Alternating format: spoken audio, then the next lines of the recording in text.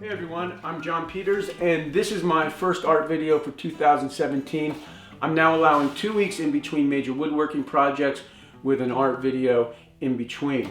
This video will focus on mixing color. It's a simple paint by numbers project.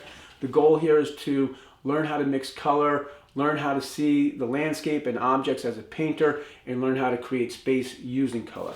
It should be a lot of fun if you've ever wanted to paint before but really didn't know how to get started, or maybe you don't want to paint in front of somebody. This is a great way to get into it. I'll have a list of all the materials and everything that you'll need to follow along with me. Let's go ahead and get started. The first step is to go to my website and find the images. Search Paint by Numbers 1/15/2017. The first image will have the image and the color blocks. The second image will be the drawing with the numbers. The drawing with the numbers is a perfect 6-inch square. Cut that out and then you'll glue it to a piece of cardboard, a piece of foam core, plywood, or you could use what I'm using, which is cradled gesso board. This is made by the company Ampersand. It's a small company and they make a great product. You're going to glue the paper to the board using matte medium. I like to use an iron. This helps the glue dry a little bit faster and really flattens the paper out. And then the next step is to seal the paper, and again I'm using the same matte medium, and you can make that dry a little bit faster by using a hair dryer. I should also add that the paper I'm using is matte photo paper. It's a little bit thicker than regular computer paper and I think it works better. So this is the scene that I'm painting. It's a image of Huber Woods, the pasture at Huber Woods from last Saturday during a snowstorm. And here we are over here, we're all set to go. So let's start off with number 1 or 2. They're pretty similar, and try to mix that color. I'll start with a little bit of burnt umber. Grab a little white. Pull the white over here with a little bit of the burnt umber on my knife. Grab a little bit more. Maybe a tiny bit of cerulean blue. And we'll knock that blue down a little bit more with some more burnt umber. If I hold the paint up to the color block, you can see that it's not quite there. I'm going to try adding just a little bit of red and maybe a little black.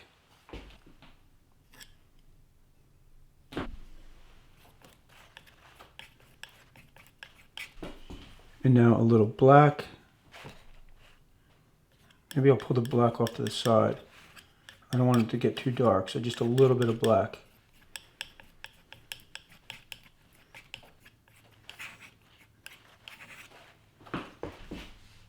And that looks really pretty close. I'm real happy with that. This is for the snow area, number 1, and I'll just paint that all around. And sometimes what I like to do is I'll use that just to cover things up, and then I'll grab straight white. Grab some of this white and pull that right in there, and that thickens it up a little bit and helps spread the paint around but doesn't really change the color too much.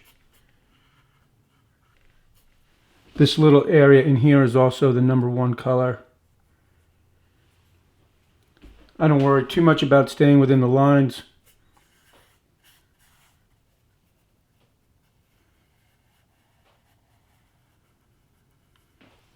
For the sky, the number 2 color, I'm just going to add a little bit more cerulean blue. You can see I only used half of the color when I was painting the snow, or the foreground, or color number 1. And that looks pretty good.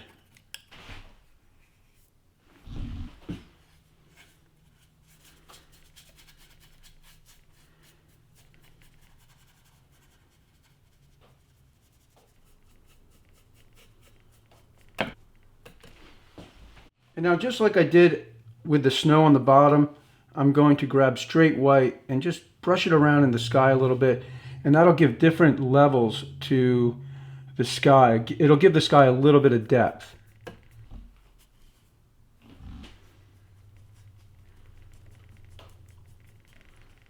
And it lightens it up just a little bit, which I'm happy because I felt like the original color that I'd made was just a little bit dark.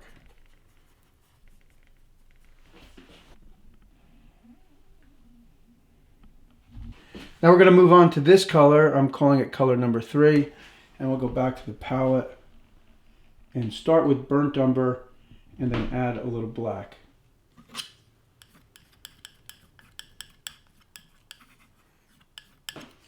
I'm also going to add just a little bit of red to that color. I feel like there's a little bit of red pushing through.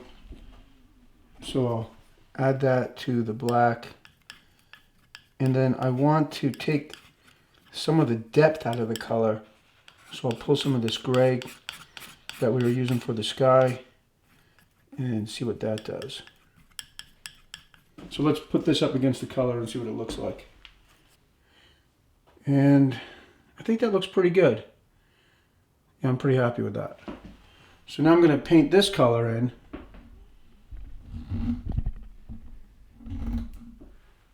in this number 3 area.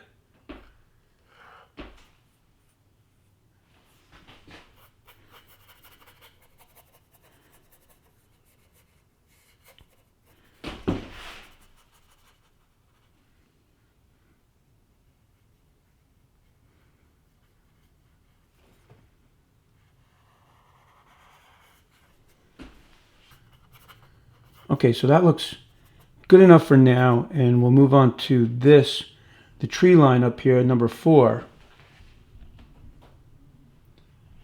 That's this color right here.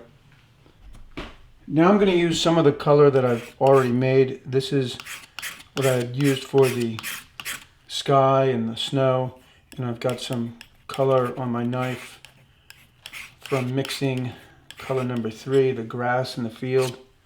I'm going to add pure white and maybe a little bit of that grass color, and we'll see what that looks like.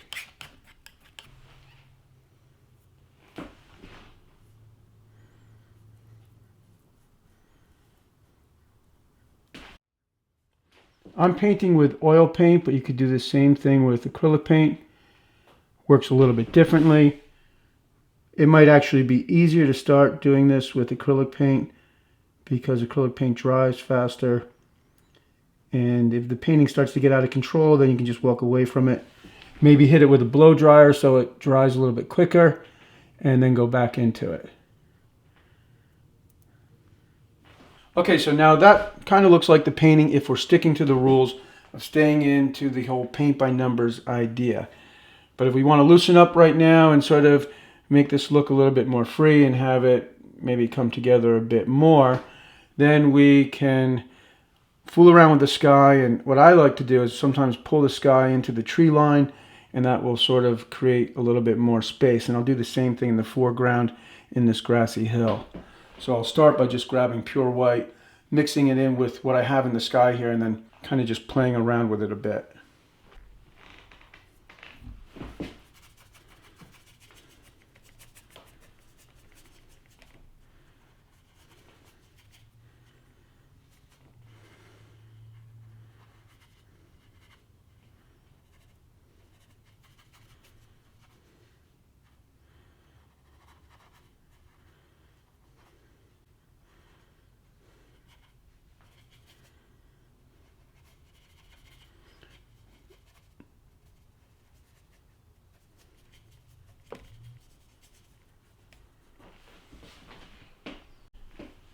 And then I'll move right down into this grass line here. Maybe I don't want that gray color. Maybe I want to pick up a little bit of the grass color that's still on my plate. Or not plate, but palette.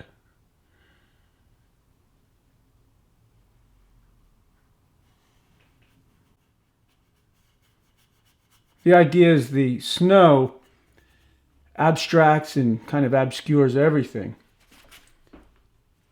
Sometimes there's not such a defined line on where the background starts and where the foreground ends, so you can kind of blur the lines a little bit. And then pull right into the grass. Remember, the snow is falling, so There's going to be some white inside or on top of the grass in the foreground. Again, I'm going to take a big glob of pure white and pull it right into the snow here, the foreground, mix it all up, and then use it up here on the hill and drag it into the grass so it's not so just such a solid color of this dark blackish brown.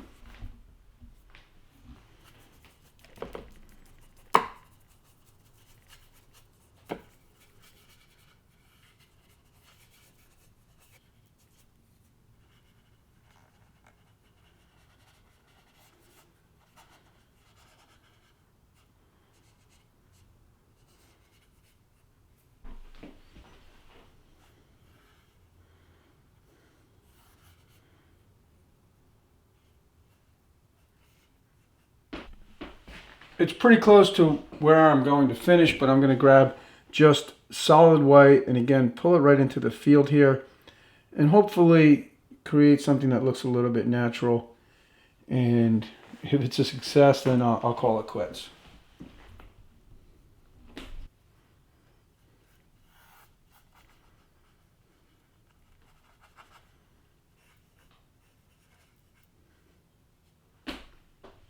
One more try with the white in the foreground. I often just get lucky with paintings. I mean, sometimes paintings work and sometimes they don't. And now I'm going to just try to soften this up a little bit.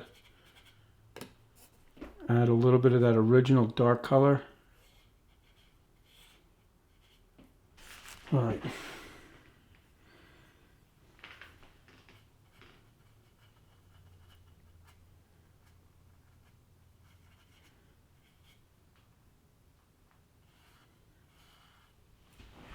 I think just a little bit of white right here, and I think it'll be finished.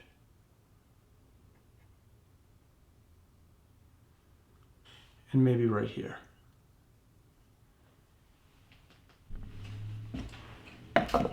Well, I just decided I don't really like this. I think it's a little too dark, so I'm going to try to tone it down a little bit. There's that color. I'll grab a little bit of that other gray and just try to soften that up a little bit. Just looks a little too hard. It's kind of a hard color in here, so we'll see. Maybe that did it. I always step away from the paintings, paint a little bit, step backwards, paint a little bit. And I think I do like that better. I'm going to just add a little bit more white in the foreground here. I've got just a bit of white on the brush. And again, I'll pull from the snow, maybe push that into the grass area so it's not such a clean line. What the heck? Oh my goodness. Okay, I'm just going to grab some more white and then I'll soften that up. Okay, now I'm going to quit. Right now, I'm done. Good enough.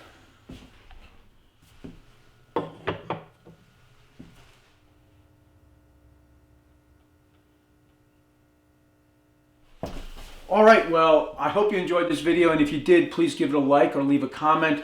Those go a long way with my art videos because obviously the art videos don't have nearly the audience that the woodworking videos do.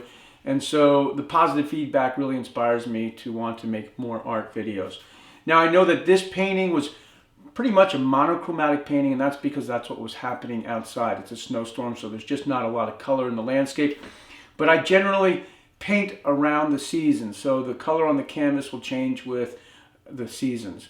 Next paint by numbers video, if there's not a lot of color outside, then I'll paint the still life, and that way I can bring some color into what we're painting, and that can maybe liven it up a little bit.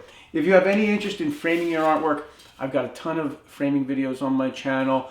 Everything from gold leafing to float frames, how to make float frames, how to make shadow box frames, and even how to frame your artwork using free paint sticks that you can get at the home stores.